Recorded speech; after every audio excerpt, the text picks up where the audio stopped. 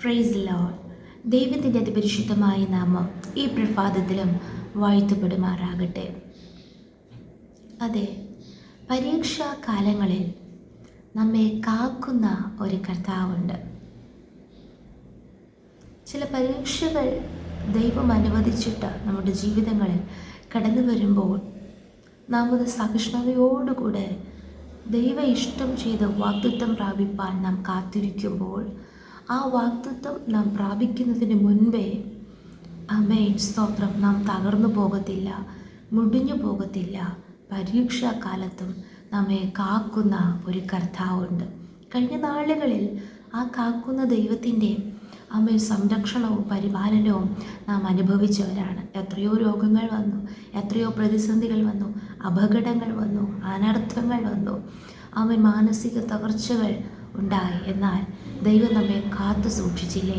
ഇന്ന് പകൽക്കാലം കർത്താവ് നമ്മോട് പറയുന്നു, പരീക്ഷകൾ വേദനകളുടെ നടുവിലും തളർന്നു പോകാതെ സഹിഷ്ണുതയോടെ ദീർഘക്ഷമയോടെ ദൈവ ഇഷ്ടം ചെയ്ത് നാം ദൈവസന്നിധിയിൽ നമ്മെ താഴ്ത്തി സമർപ്പിക്കുമ്പോൾ കർത്താവ് നമ്മെ സൂക്ഷിക്കും, നമ്മെ പരിപാലിക്കും, നാം വാഗ്ദത്തങ്ങളെ പ്രാപിക്കും. എന്നെ ശ്രവിക്കുന്ന എല്ലാ പ്രിയ ദൈവമക്കൾക്കും യേശുക്രിസ്തുവിൻ്റെ നിസ്തുല്യ നാമത്തിലുള്ള എൻ്റെ സ്നേഹവന്ദനങ്ങൾ. ഈ ദിവസത്തിലും അല്പസമയ ചിന്തയ്ക്ക് ആധാരമായി വെളിപ്പാട് പുസ്തകം 3-ാം അധ്യായം അതിൻ്റെ 10-ാം വചനം നമുക്ക് വായിക്കാം. സഹിഷ്ണുതയെക്കുറിച്ചുള്ള എൻ്റെ വചനം നീ കാത്തുകൊണ്ടതിനാൽ ഭൂമിയിൽ വസിക്കുന്നവരെ പരീക്ഷിക്കേണ്ടതിന് ഭൂതലത്തിൽ എങ്ങും വരുവാനുള്ള പരീക്ഷാകാലത്ത് ഞാനും നിന്നെ കാക്കും. ആരെയാണ് ദൈവം കാക്കുന്നത്? ഒന്ന്, സഹിഷ്ണുതയോടെ ഇരിക്കുന്നവർ. അതെ, നമുക്കറിയാം. യാക്കോബ് എഴുതിയ ലേഖനം 5-ാം അധ്യായം അതിൻ്റെ 11-ാം വചനത്തിൽ നാം വായിക്കുന്നു, സഹിഷ്ണുത കാണിച്ചവരെ നാം ഭാഗ്യവാന്മാർ എന്ന് പുകഴ്ത്തുന്നു. യോബിൻ്റെ സഹിഷ്ണുത നിങ്ങൾ കേട്ടു, കർത്താവ് വരുത്തിയ അവസാനം കണ്ടുമിരിക്കുന്നു. കർത്താവ് മഹാകരുണയും മനസ്സലിവുമുള്ളവനല്ലോ. അതേ, യോബിൻ്റെ ജീവിതത്തിൽ വന്ന കഷ്ടതകളും പരീക്ഷകളും നാം നോക്കാമെങ്കിൽ സ്തോത്രം, മനുഷ്യരായ നാം ചിന്തിച്ചു പോകും, ദൈവം ഇത്രയും സ്തോത്രം മനസ്സലിവില്ലാത്ത ദൈവമാണോ, കരുണയില്ലാത്ത ദൈവമാണോ? യോബിൻ്റെ ജീവിതത്തിൽ എന്താണ്? നിഷ്കളങ്കനും നേരുള്ളവനും ദൈവഭക്തനും ദോഷം വിട്ട് അകലുന്നവനുമായിരുന്നു. പിന്നെ എന്തുകൊണ്ട് സംഭവിച്ചു? എന്നാൽ അവിടെയും യോബിൻ്റെ സഹിഷ്ണുത വേദപുസ്തകം നമ്മോട് എടുത്തു പറയുന്നു. അതുകൊണ്ട് അതിൻ്റെ അവസാനം വലിയ അനുഗ്രഹമായിരുന്നു. ഇത്രയും തകർച്ചകളും വേദനകളും സ്വന്തം ശരീരത്തിലും ഭവനത്തിലും എല്ലാ മേഖലകളിലുണ്ടായിട്ടും സ്തോത്രം, ആ ഒരു അവസാനം, നല്ലൊരു അവസാനം പ്രാപിക്കാതെ യോബിൻ്റെ ജീവിതത്തിൽ ഒരു സ്തോത്രം നാശവും കടന്നു വന്നില്ല. അതായത് യോബിനെ ദൈവം സൂക്ഷിച്ചിരുന്നു. ഹല്ലേലൂയ. എല്ലാ അനുഗ്രഹങ്ങളും ഇരട്ടിയായി പ്രാപിക്കുന്നത് കാണുവാൻ, അനുഭവിക്കുവാൻ ദൈവം സഹായിച്ചു. അത് സഹിഷ്ണുതയോടെ ഇരുന്നു കൊണ്ടത് മാത്രമാണ്. അപ്പോൾ ഇവിടെ കർത്താവ് നമ്മെ സൂക്ഷിക്കും. ഹല്ലേലൂയ. എന്നാൽ ഒന്നാമത് നമുക്ക് സഹിഷ്ണുത അത്യാവശ്യമാണ്. ദൈവേഷ്ടത്തെ വാഗ്ദത്തം പ്രാപിപ്പാൻ പൂർണ്ണ സഹിഷ്ണുത നമുക്ക് ആവശ്യമെന്ന് എബ്രായർക്കെഴുതിയ ലേഖനം 10-ാം അധ്യായത്തിൽ നാം വായിക്കുന്ന ഈ നാളുകളിൽ സഹിഷ്ണുതയുള്ളവരായി നമുക്ക് മാറാം. മാത്രമല്ല, എൻ്റെ വചനം നീ കാത്തുകൊണ്ടതിനാൽ. ഹല്ലേലൂയ.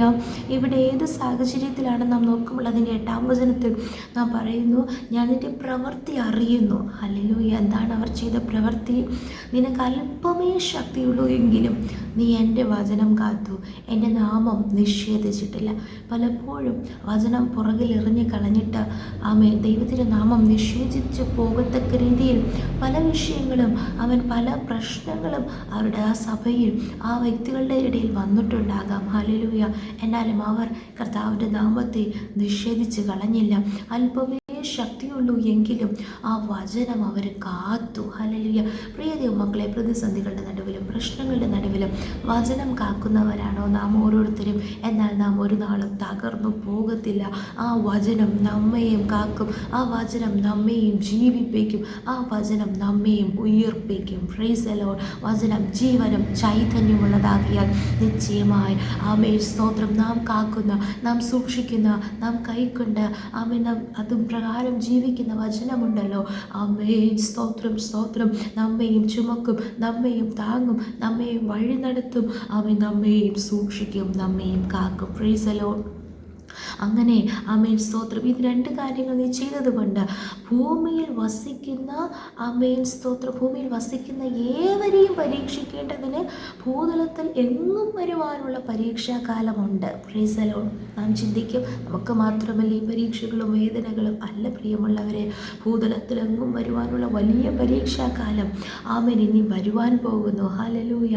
ആ ഉപദ്രവകാലത്തും ആമേൻ ഞാൻ നിന്നെ കാക്കും. Praise the Lord. പ്രിയ ദൈവമക്കളെ, ആമേൻ നാം ഇന്ന് സഹിക്കുന്ന വേദനകൾ, പ്രയാസങ്ങൾ, നമ്മുടെ മാനുഷികമായ ചില കാര്യങ്ങൾക്ക് വേണ്ടി ഈ ഭൂമിയിൽ നമ്മുടെ ജീവിതം കഴിച്ചു കൂട്ടി അങ്ങനെ പോകുവാൻ മാത്രമല്ല, ഇനി ഒരു പരീക്ഷാകാലം വരുവാൻ പോകുന്നു.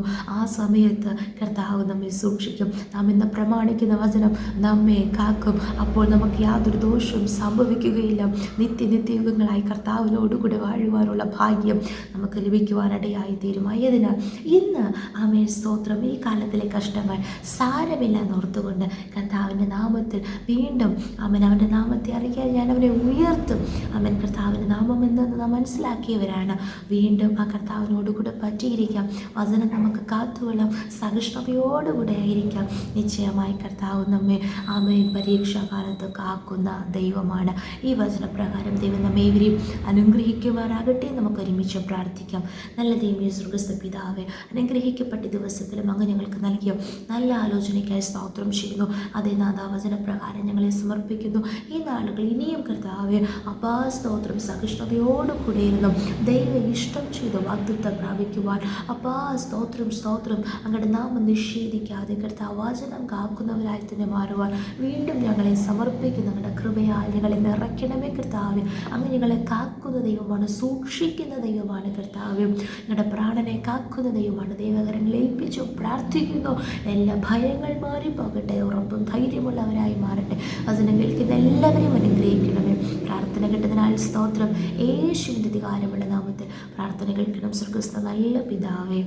ആമേൻ, ആമേൻ, ആമേൻ. May God bless you all.